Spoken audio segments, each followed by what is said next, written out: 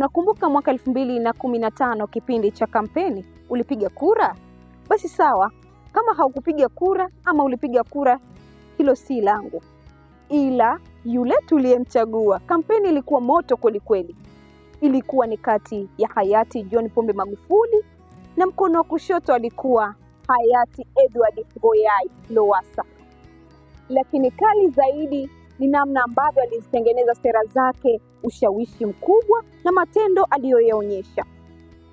Hii ilikuwa ni kabla ya kuapishwa kuwa rais wa Jamhuri ya Muungano wa Tanzania. Sasa nini kilifuata baada ya kurasimishwa madaraka mikononi mwake?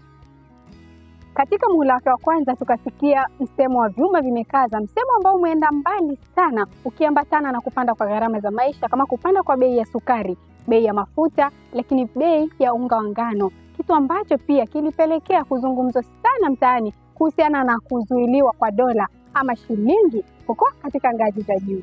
Lakini alivyoenda mbele kidogo, tuliona nini? Wale wapiga madili sasa hali mbaya zilipendwa. Hicho ndicho kilichokuwa uhalisia wakati wa utawala wake hayati John Pombe Magufuli baada ya kuchukua kijiti cha uongozi mkononi. Ilikuwa ni mwendo wa panga pangua, yaani wale wasiowajibika wala rushwa, wenye vyeti feki, wote walikiona cha mtema kuni. Serikali yake iliendeshwa kwa mfumo wa maadili. Wanyonge walisikilizwa zaidi kuliko wale wenye nacho. Ilikuwa ni serikali ya wasio nacho, wana nguvu kuliko wenye nacho.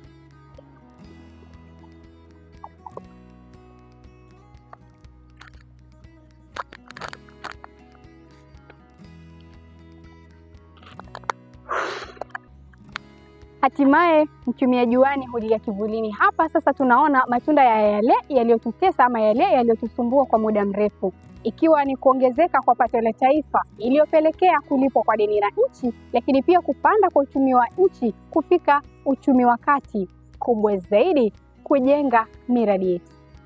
Miongoni mwa miradi iliyoanzishwa ni pamoja na ujenzi wa Standard Gauge Railway, reli ya kisasa, lakini pia vile ujenzi wa barabara kwenye kiwango cha lami, bwawa la Mwalimu Nyerere, flyover, barabara za juu, uroda. Lakini usisahau Air Tanzania, uwanja wa ndege kila mahali ulikuwa kama Ulaya. Ndege nyingi zilinunuliwa zikaletwa hapa nchini Tanzania. Kwa hakika katika suala la usafirishaji tulipiga hatua haswa.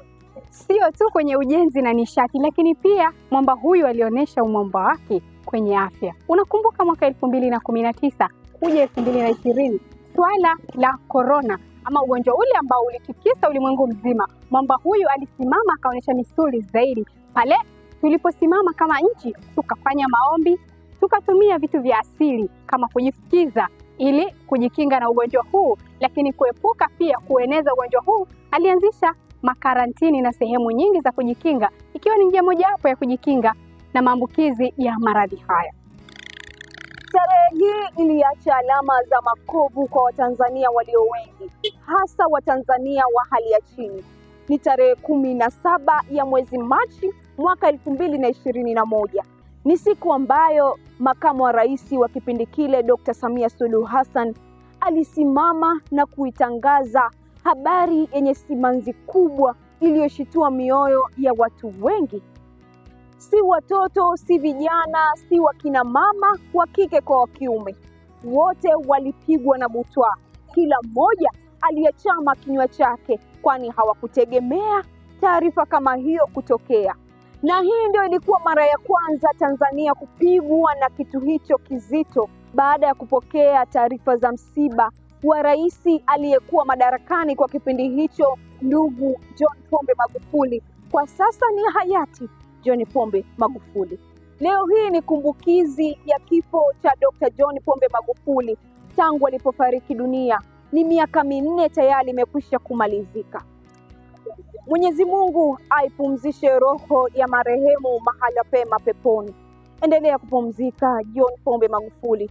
Pumzika jembe la Tanzania. Watanzania tunakukumbuka kwa mengi. Wewe kama Mtanzania mzalendo, niambie unakumbuka kitu gani hasa alichokifanya wakati wa utawala wake, lakini hata yale ambayo Dr. Samia ameendelea kuiendeleza? Nikutakie wakati mwema mpaka wakati mwingine. Hii ni Kikora Media.